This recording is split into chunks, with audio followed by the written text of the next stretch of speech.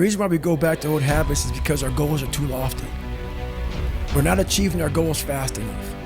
So what happens is, you know what? Oh man, we're very impatient nowadays.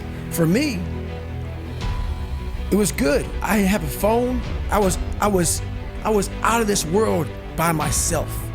It was a race against David Goggins. It wasn't a race against, God, I want to look good for this person or that person. It was me. I got to change myself.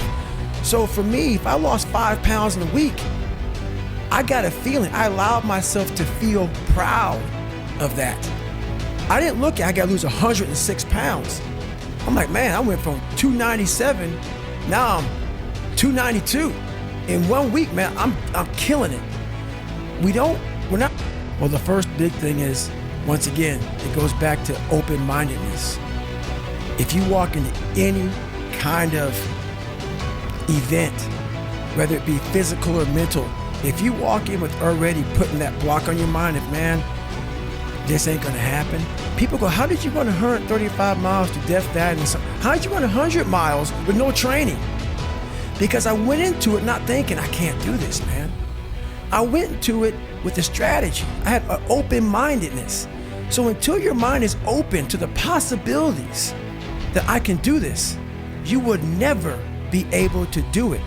Once the mind starts to believe it can be achieved, only then does it start to break down tactically how we can do this. Until then, you're gonna always lose. Once I got a taste of, wow, man, I haven't even begun to crack what the mind is capable of. And when I start realizing is on the other end of suffering, that's the real growth of life, because you realize how the mind processes shit. And I talk about another thing called theory and practice. A lot of people are theorists. These smart guys that read these fucking books and shit, man, and they sit down, they tell you what the mind is supposed to do. And a lot of us listen to that shit. It becomes like, this is it, man. This old man who has been studying the mind forever, this is the cap that we have. By being a practitioner, I went out and realized a lot of these guys are so wrong, man. The mind has capabilities that are so unknown, and I found that through suffering. And there's a whole nother world on the other end of that. And I realized that's what kept me in this world. That's what kept me in this world of not accomplishing anything. So what I did was I became that big, bad, nasty motherfucker that you don't want to walk into at nighttime. I became the roughest critic in the world on myself. And that's what changed me. I literally saw myself in the mirror. I saw the truth versus saying, my dad did this to me from beating me. Kids in school from calling me nigger did this to me. My life did this to me. My fucked up, broken foundation did this to me. I took that and said, you know what? Well, some people may help this happen, but now I have to own this. No one's gonna come back to save me.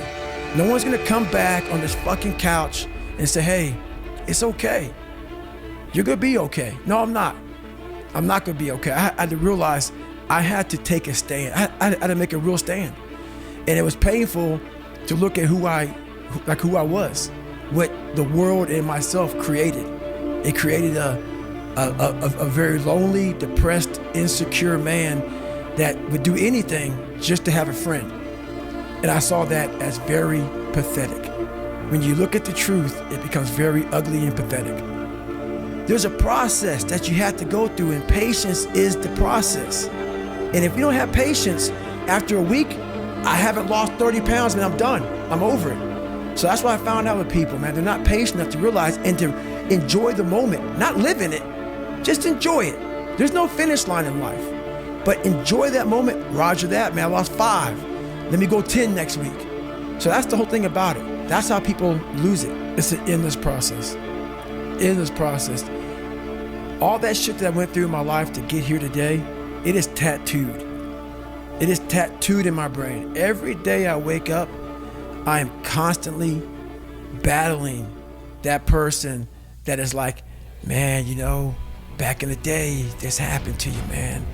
Like you got called nigger so many times, and your dad beat the shit out of you, man. And you couldn't read in this daggone junior year. all these things start to creep up, even now where you're at today. Every day you're having to constantly battle. It's not as bad as it used to be by any means, but that person's still there. That person always lives. And that's the point about you have to continue to always challenge yourself every day. I'm about you figuring out you. Some people take it personal, some people get you a little butthurt. This is about you figuring out your self-talk has to change. The most important conversation you ever have is the one you have with your fucking self.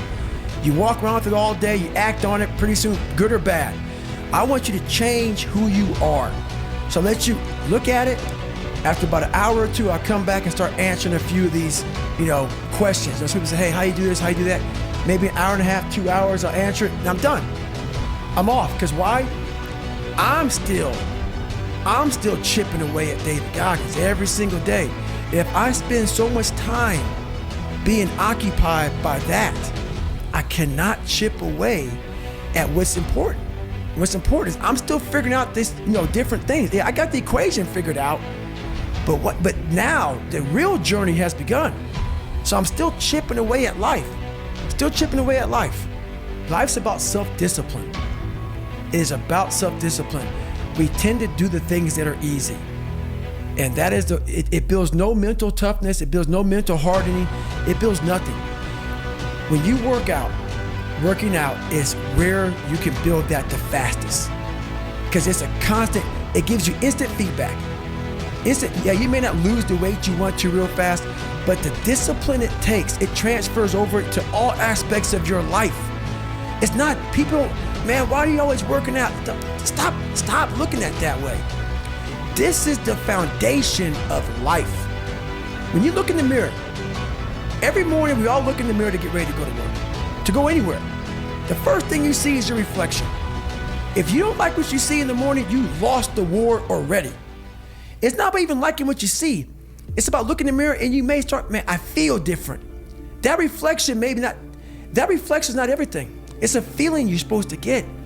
So you have to, in life, once you leave your house, the war begins. In your house, you have some control. And that reflection in that mirror, you have to control that reflection in the mirror. I honestly want to be considered one of the hardest men to walk the planet Earth in the history of the world. And what I mean by hard, I'm not talking about the guy who does the most pull-ups, the most sit-ups, runs the most. Just a person who's able to overcome any adversity in front of him, to figure out a way. Hardness isn't about all this physical shit, man. Yeah, it helped me get to where I'm at. But all I was doing in the whole process, the process wasn't to be ripped. It wasn't to walk around with my shirt off. That wasn't it. I knew through the physical challenges, through the physical suffering, my mind was getting stronger. I was literally doing that for a reason. I had a weak mind. All the rest just happened to come with it. I was trying to strengthen the mind to handle all the judgment that's passed on me, perceived and not. Sometimes you make it up in your own head. I just want to be able to handle all of that, everything, physical, mental. I want to be perceived as that, like an old school barbarian, old school guy that's like, God, dog, man. Nothing can hurt the guy, which is why the book is titled, Can't Hurt Me. I want people to have that mantra in their life. Take that with you. Take it everywhere you go in life. And if you believe that and you work towards that, callous in your mind, strengthen yourself, can't hurt me is strong. In any situation, like when I was in Buzz, they beat the shit out of you. I'd be the first one to give and say, can't hurt me, motherfucker. And they were beating the hell out of me. But you say that enough to you. False motivation becomes fucking real motivation after a while.